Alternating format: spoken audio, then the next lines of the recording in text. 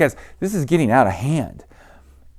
It's like we've rewritten the definition. In fact, I want to look up what the actual definition is, because we've rewritten the definition of heretic. So if you took people's actions as the definition of heretic, the definition of heretic would mean someone who doesn't agree with me biblically. When it comes to a biblical issue, anyone who doesn't agree with me is a heretic. And I'm getting sick of it. Like, I'm getting sick of even going on the stupid internet because of everyone hates everyone. And even in Christians, we hate the liberals because they're this, and we hate all this stuff, and we hate other Christians because they're all wrong. Like, the SBC is like ripping itself apart. Now, I know a lot of that has to do with actual like abuse and stuff, so I'm not just throwing that out. But like, this whole idea of like, if you disagree with me on more than just little teeny tiny things, then you're a heretic. Like, we can no longer just be okay with having different understandings. Like, that's not, and I get it. There's times it goes too far. Like when Rob Bell went off the rails and was like, Jesus was probably not born of a virgin, and he said some crazy things that fundamentally go against the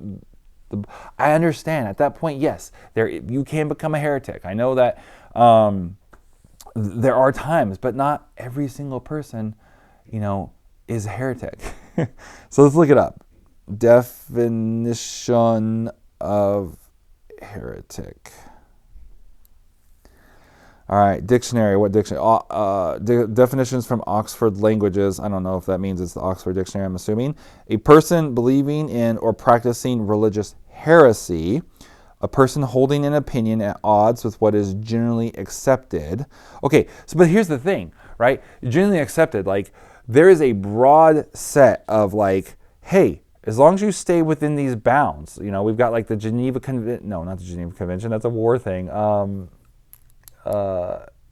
I can't think. Oh, my brain's messed up right now. But there's been several times when the church has come together. I think the first one was like 300 AD or 450 AD or something like that. Like before we had a Bible, basically. Like, hey, let's get together. Let's agree on some things because we're getting some stuff. Even Paul like starts going, hey, let's come back and agree on some stuff. In fact, the book of Jude is a sin where I think, I'm probably going to reference Jude here at some point, but even the book of Jude, he's like, look, there's false teachers coming in, so it needs to be addressed. But again, it doesn't mean every little single person who just completely disagrees with me on everything. So like if we disagree on the initial evidence of speaking in tongues, that doesn't mean that like one of us is right and one of us is a heretic, right? Like, we're not attacking the deity of God. We're not trying to say, we know Jesus isn't actually the Son of God, right? That kind of stuff starts putting you into, in my opinion, heretical areas. When you start denying the deity of Christ, of God, you start denying the godship of Christ, you start, these certain things, right? You start wanting to mix in certain, like, there's a difference between like just a different interpretation, just being wrong on something, and then being like a heretic, like, right? I think there's at least those three levels of things. And it's like, we got to stop just attacking every single person for every little thing and calling everyone a heretic. It's just frustrating me.